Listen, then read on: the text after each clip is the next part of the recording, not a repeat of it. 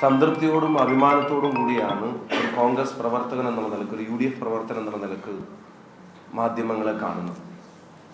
ഈ കഴിഞ്ഞ തെരഞ്ഞെടുപ്പ് കാലം ഐക്യജനാധിപത്യ മുന്നണിയുടെ ഓരോ പ്രവർത്തകർ, കേരളത്തിൻ്റെ പൊതുസമൂഹവും അവർ ഈ സർക്കാരിന് ഒരു നോക്കൗട്ട് പഞ്ച് നൽകിയിരിക്കുന്നു എന്നുള്ളത് വളരെ കൃത്യമാണ്. സർക്കാരിന് കേരളത്തിലെ ജനങ്ങൾ എക്സിറ്റ് അടിച്ചു കൊടുത്തിരിക്കുന്നു എന്നുള്ളത് ജനങ്ങളുടെ പ്രതികരണങ്ങളിൽ നിന്ന്, ഫീൽഡിൽ നിന്ന് കൃത്യമായി പല ജില്ലകളിലും യാത്ര ചെയ്തപ്പോൾ, പല കോൺസ്റ്റിറ്റ്യുവൻസിയിലും പോയപ്പോൾ മനസ്സിലാക്കിയ ഒരാളെന്നുള്ള നിലക്ക് ഈ ഗവൺമെൻറ്റിനുള്ള നോക്കൗട്ട് പഞ്ച് ഏപ്രിൽ 9 ജനങ്ങൾ നൽകിയിരിക്കുന്നു. മെയ് 4 അതാണ് കേരളം അറിയാൻ പോകുന്നത്, വായിക്കാൻ പോകുന്നത് എന്നുള്ള കാര്യത്തിൽ സംശയമില്ല. സാധാരണ ഭരണവിരുദ്ധ വികാരം എന്നുള്ളതൊക്കെയാണ് നമ്മൾ പറയാറുള്ളത്. പക്ഷെ ഇത്തവണ ഫീൽഡിൽ ഭരണമാറ്റ വികാരമാണ് അതിശക്തമായി ആഞ്ഞു വീശിയത് എന്ന് പറയാതിരിക്കാൻ കഴിയില്ല. ഒരു കവലയിലെ 9 ഹോർഡിങ്സിൽ 8ലും ഒരേ മുഖം വെച്ചപ്പോൾ ഈ ഭരണം മാറിയേ തീരൂ എന്നുള്ളത് കേരളത്തിലെ ജനങ്ങൾ ഒന്നടങ്കം തീരുമാനിച്ചു എന്നുള്ളതാണ്. ഈ തെരഞ്ഞെടുപ്പ് ജയത്തെ ഒരു കമ്പാർട്ട്മെന്റിലുമാക്കാൻ CPM-നോ LDF-നോ കഴിയില്ല. ഏതെങ്കിലും ഒരു ജാതിയിൽപ്പെട്ട ആളുകളോ ഒരു മതത്തിൽപ്പെട്ട ആളുകളോ വോട്ട് ചെയ്തിട്ടുണ്ടാവുന്ന വിജയമല്ല UDF-നുണ്ടാവാൻ പോകുന്നത്. കേരളം ഒന്നടങ്കം വോട്ട് ചെയ്തിട്ട് 14 ജില്ലകളിലും ഉണ്ടാവുന്ന മാറ്റങ്ങളുടെ ഭാഗമായിട്ടാണ് ഈ വിജയം UDF കൈവരിക്കാൻ പോകുന്നത്, കേരളത്തിലെ ജനങ്ങൾ ജയിക്കാൻ പോകുന്നത് എന്ന് ഞങ്ങൾ അതിനെ ഇന്റർപ്രറ്റ് ചെയ്യാൻ ആഗ്രഹിക്കുന്നു. UDF-ന്റെ നേതാക്കന്മാർ സൂചിപ്പിച്ചതുപോലെ എറണാകുളത്തും മലപ്പുറത്തും അല്ലെങ്കിൽ പത്തനംതിട്ടയിലും വയനാടിലും ഇടുക്കിയിലേക്കും മാത്രം ഒതുങ്ങി നിൽക്കുന്ന ഒരു വേവുമായിരിക്കില്ല. ഇത് കേരളമെമ്പാടും ആഞ്ഞു വീശും. ഞാനൊരു കാര്യം പറയാം. എത്രയോ വർഷമായിട്ട് കോൺഗ്രസിന് ഒരു MLA ഇല്ലാത്ത ജില്ലയാണ് കോഴിക്കോട് ജില്ല. ഇത്തവണത്തെ ഭരണമാറ്റത്തിന് ഏറ്റവും പ്രധാനപ്പെട്ട പങ്ക് വഹിക്കാൻ പോകുന്ന ഒരു ജില്ല കോഴിക്കോടായിരിക്കും. അതുപോലെ കഴിഞ്ഞ എത്രയോ പതിറ്റാണ്ടുകളായി UDF-ന് തെരഞ്ഞെടുപ്പുകളിൽ ഒരിക്കലും മേൽക്കൈ വരാത്ത ജില്ലയാണ് കൊല്ലം. കൊല്ലം ജില്ലയിലെ റിസൾട്ട് നിങ്ങൾ എടുത്ത് നോക്കിക്കോ. UDF-ന് തിരിച്ചുവരവിന് ഏറ്റവും കരുത്തു പകരുന്ന റിസൾട്ട് കൊല്ലത്തുണ്ടാവും.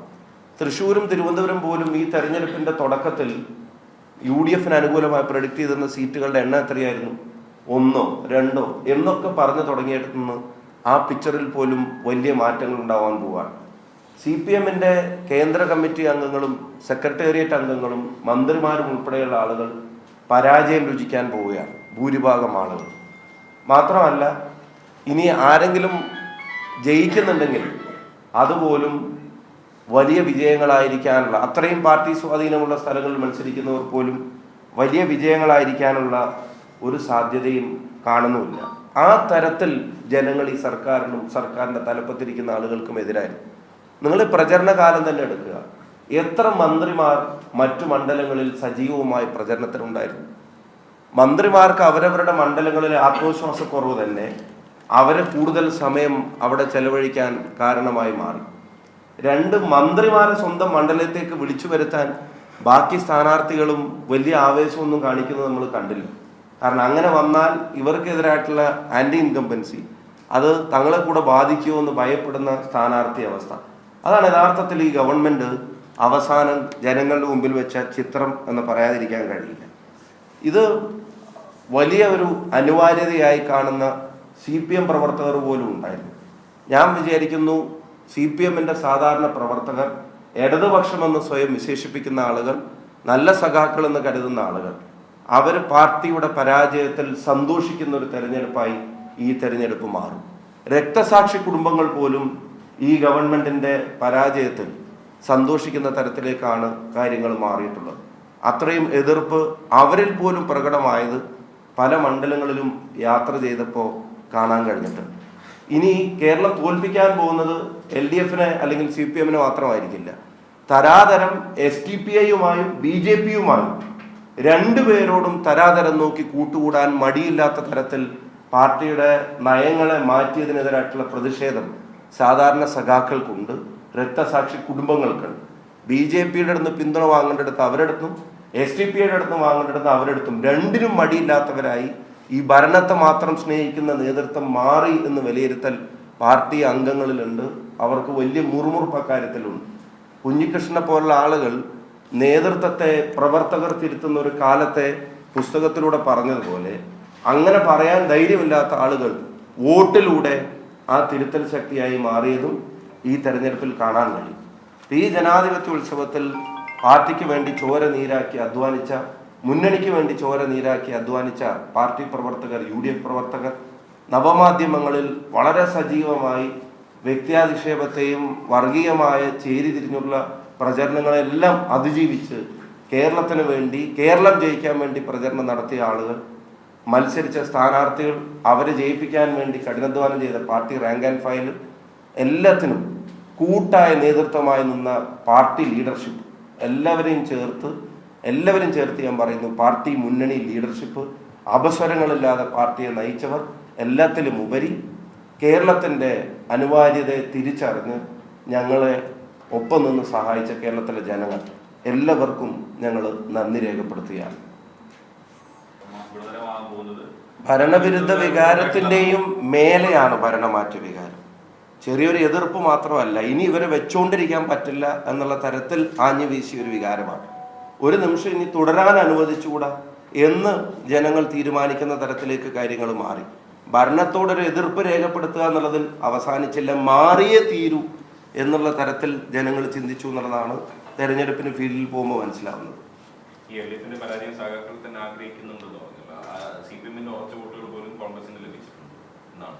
തീർച്ചയായിട്ടും അതുണ്ട്. അത് ഞാൻ നേരത്തെ സൂചിപ്പിച്ചത്, ഇപ്പം കുഞ്ഞികൃഷ്ണനെ പോലെ ആളുകൾ അവർ ധൈര്യത്തോടെ രംഗത്ത് വന്നു. അങ്ങനെ രംഗത്ത് വരാൻ ആഗ്രഹിക്കാത്ത അല്ലെങ്കിൽ പേടിച്ചിട്ട് ചെയ്യാത്ത ആളുകൾ അവരുടെ വോട്ടവകാശം വിനിയോഗിച്ചിട്ടുണ്ട്. പാർട്ടി കേഡർ വോട്ടുകൾ പാർട്ടിക്ക് ഇത്രത്തോളം നഷ്ടപ്പെടുന്ന ഒരു നിയമസഭാ തെരഞ്ഞെടുപ്പ് ഈ അടുത്ത കാലത്ത് ഉണ്ടായിട്ടുണ്ടാവില്ല CPM-നെ സംബന്ധിച്ചിടത്തോളം. 2, ഈ ഭരണത്തെ മാത്രം സ്നേഹിക്കുന്നവർ പരാജയപ്പെടണമെന്ന് പാർട്ടിയെ സ്നേഹിക്കുന്നവർ ആഗ്രഹിച്ച തെരഞ്ഞെടുപ്പ് കൂടിയായിരിക്കും ഇത്. വലിയ മാറ്റം അവരുടെ പ്രവർത്തകർക്കിടയിൽ ഉണ്ടായിട്ടുണ്ട്. ഈ 10-60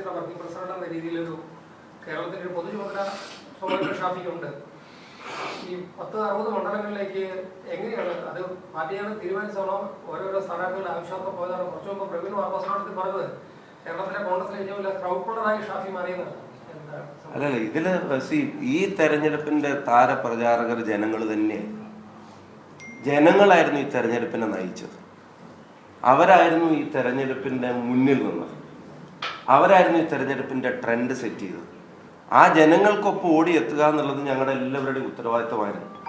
ഞാൻ സത്യം പറഞ്ഞ ആദ്യം വിചാരിച്ചത് കോഴിക്കോടും പാലക്കാടും ഒക്കെ ആയിട്ട് കൂടുതൽ സമയം ചെലവഴിക്കണം എന്നുള്ളതായിരുന്നു എൻ്റെ ആദ്യത്തെ പ്ലാൻ. പക്ഷേ ദീപാദാസ് മുൻഷിയും KC ഉൾപ്പെടെയുള്ള ആളുകൾ കേരളത്തിലെ എല്ലായിടങ്ങളിലും ഓടാൻ ആവശ്യപ്പെടുകയും പാർട്ടി പറയുന്ന സ്ഥലങ്ങളിൽ പോവുക. ഇതിപ്പോൾ ഞാൻ മാത്രമല്ല, നിങ്ങൾ ഓരോരുത്തരെടുത്ത് നോക്കിക്കും. എല്ലാ നേതാക്കന്മാരും, ഞാൻ മത്സരിക്കാത്തതുകൊണ്ട് എനിക്ക് കുറച്ചും കൂടെ സമയം കിട്ടി, മത്സരിക്കുന്നവർ പോലും പലയിടങ്ങളിലും ഓടിയെത്തിയത് നിങ്ങളെല്ലാവരും കണ്ടതാണ്. അപ്പോൾ ഇത് വ്യക്തിപരമായി ചോദിച്ചാൽ ഞാൻ പറയും, ജയിക്കാൻ നമ്മൾ നടത്തുന്ന എഫേർട്ടിനേക്കാൾ സംതൃപ്തി ജയിപ്പിക്കാൻ വേണ്ടി എടുക്കുന്ന എഫേർട്ടിനുണ്ട്. അങ്ങനെ നിർദ്ദേശം പാർട്ടി തന്നെയാണ് തന്നത്. പാർട്ടിയിൽ എല്ലാവരും അത്തരം റോളുകൾ ഭംഗിയായി വഹിച്ചിട്ടുണ്ട്. എല്ലാവരും ഒരു കളക്റ്റീവ് എഫേർട്ടായിരുന്നു.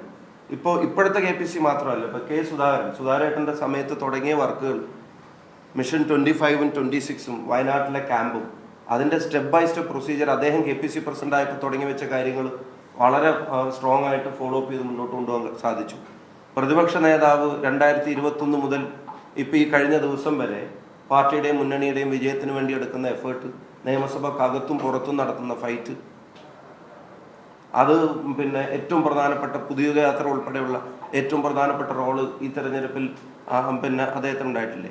KPC പ്രസിഡന്റ് ഒരു സിറ്റിംഗ് സീറ്റ് LDF-ൽ നിന്ന് പിടിച്ചെടുക്കുന്ന ഫൈറ്റ് ഉൾപ്പെടെ, ലോക്കൽ ബോഡിയിലെ മികച്ച വിജയം ഉൾപ്പെടെ അത്തരം കാര്യങ്ങളിൽ അഡ്വക്കേറ്റ് സണ്ണി ജോസഫിന്റെ നേതൃത്വം, ടീമായി KPCC-യെ വർക്ക് ചെയ്യാൻ നടത്തിയ പ്രേരണ, ശ്രീ രമേശ് ചെന്നിത്തല അദ്ദേഹം കേരളത്തിൽ ഉടനീളം നടത്തിയ യാത്രകൾ, ഗവൺമെന്റിനെതിരായി പറഞ്ഞ കാര്യങ്ങൾ, ജനങ്ങൾക്കൊപ്പം നിന്ന് നടത്തിയ പോരാട്ടങ്ങൾ, ശശി തരൂരിനെയും K മുരളീധരനെയും മുല്ലപ്പള്ളി രാമേന്ദ്രനെയും MS പോലുള്ള എല്ലാ സീനിയർ ലീഡേഴ്സും, മത്സരിക്കുന്നവരും മത്സരിക്കാത്തവരും, അവരെല്ലാവരും ഇതിനകത്തെടുത്തൊരു എഫേർട്ട്, ഹൈക്കമാൻഡ് ദീപാദാസ് മുൻഷി ഇവിടെ ചുമതല എന്നുള്ള നിലക്ക് അവർ നടത്തിയൊരു അധ്വാനം, ഫുൾ ടൈം ഒരു കേരളേറ്റിനെ പോലെ അവരിവിടെ നടത്തി, അവരുടെ കൂടെയുള്ള team, ACC team, Shri KC Venugopal. ഒരു കാലത്തും കേരളത്തിലെ ഒരു ഇലക്ഷൻ സിസ്റ്റത്തിന് കിട്ടാത്ത സപ്പോർട്ട് ഹൈക്കമാൻഡിൽ നിന്ന് കേരളത്തിന് കിട്ടുന്നതിന് കാരണക്കാരായി മാറി അദ്ദേഹം നടത്തിയ ഇടപെടലുകൾ, SIR ഉൾപ്പെടെയുള്ള കാര്യങ്ങൾ. ഇപ്പോഴല്ല, പഞ്ചായത്ത് തെരഞ്ഞെടുപ്പും SIR ഉൾപ്പെടെയുള്ള ഘട്ടങ്ങളിൽ അദ്ദേഹം കേരളത്തിലെ പാർട്ടി മുന്നണി ജയിച്ചു വരണം എന്നുള്ള നിലക്ക് അദ്ദേഹം നടത്തിയ ഇടപെടൽ, ഈ നിയമസഭാ തെരഞ്ഞെടുപ്പിൻ്റെ അവസാന ഘട്ടം വരെ അദ്ദേഹം നടത്തിയ ഇടപെടലുകൾ, രാഹുൽജിയും പ്രിയങ്കാജിയും നടത്തിയ ക്യാമ്പയിൻ, മറ്റു മുഖ്യമന്ത്രിമാർ വരെ ഈ സ്റ്റേറ്റിൽ. അപ്പം കേരളത്തിൻ്റെ ഇത്തവണത്തെ രാഹുൽ ഗാന്ധി പറഞ്ഞൊരു വാചകം, കേരളത്തിലെ ജനങ്ങൾ അർഹിക്കുന്ന മാറ്റം അത് അവർക്ക് ഉണ്ടാക്കി കൊടുക്കാൻ UDFന് റെസ്പോൺസിബിലിറ്റി ഉണ്ട് എന്നുള്ളതാണ്.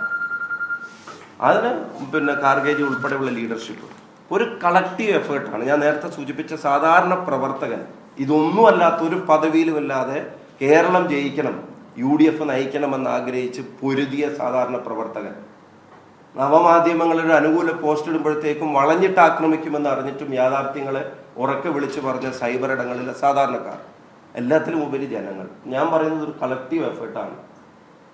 ഇതിൻ്റെ ക്രെഡിറ്റ് എല്ലാവർക്കുമാണ് ഇതിൻ്റെ ക്രെഡിറ്റ്. ഞങ്ങളൊക്കെ ഞങ്ങളുടെ ഉത്തരവാദിത്തങ്ങൾ നിറവേറ്റുക മാത്രമാണ് ചെയ്തിട്ടുള്ളത്. അത് നേരത്തെ പറഞ്ഞ പോലെ ജനങ്ങൾ അർഹിക്കുന്നതാണ്, അത് ചെയ്തു കൊടുക്കാനുള്ള റെസ്പോൺസിബിലിറ്റി ആയിരുന്നു ഞങ്ങളുടെ.